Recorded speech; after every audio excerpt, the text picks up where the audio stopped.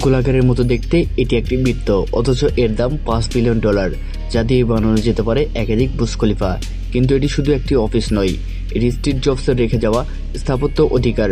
এটা apple park. 2024 সালে লন্ডনের হাইড পার্কে হাঁটতে হাঁটতে স্টিভ জবস বলেছিলেন, আমরা এমন জায়গা বানাবো যেখানে স্থাপত্য আর প্রকৃতি একসাথে বেড়ে উঠবে। আর কয়েক বছর পর কুপারটিনের 71 সেক্টর জমিতে সেই স্বপ্ন বাস্তব হলো। 9000 গাছ আর সবুজ আচ্ছাদন, মাঝখানে বিশাল এক অ্যাঙ্গিনা, যেন মরুভূমিতে অবতরণ করছে একটি মহাকাশযান। এই মহাকাশযান নকশার নর্মান ফাস্টার, যিনি বিশ্বাস করেন প্রযুক্তি মানুষের জন্য আর স্থাপত্য মিশে যায় প্রকৃতির সঙ্গে। স্টিভ জবসের চেয়েছিলেন একটি নিখুঁত প্রতীক, সমতা, সহযোগিতা আর সৃজনশীলের জন্য। তাই ব্যবহার করা হলো 3152 কাঁচ ও প্রতিটির ওজন 3 টন। কিন্তু বাকের কুটি মাত্র 0.88 মিলিমিটার। ফলাফল 12,000 কর্মী ভার্টিকানের চেয়েও বড় অ্যাঙ্গিনার কাজ করছে, যেখানে নেই কোনো স্তরভেদ, শুধু সমানভাবে ছড়িয়ে পড়া আলো। প্রতিটি খুঁটিনাটি লুকিয়ে আছে উন্মাদনা। একটি দরজার হাতল দিয়ে 18 মাস গবেষণা, শুধু যেন কোনো শব্দ না হয়।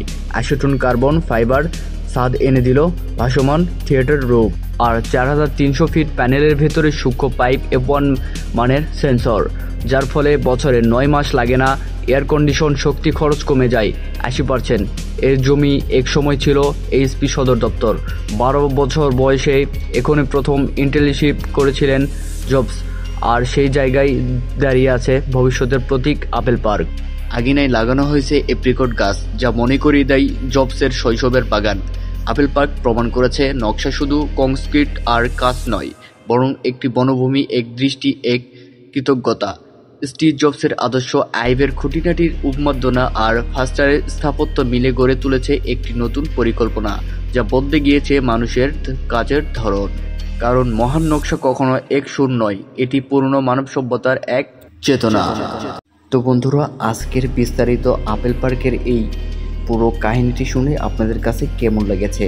যদি ভিডিওটি ভালো লেগে থাকে তাহলে একটি লাইক এবং আপনার মতামত জানাতে ভুলবেন না কমেন্টের মাধ্যমে, এবং শেয়ার করে দিবেন আপনাদের বন্ধুর কাছে।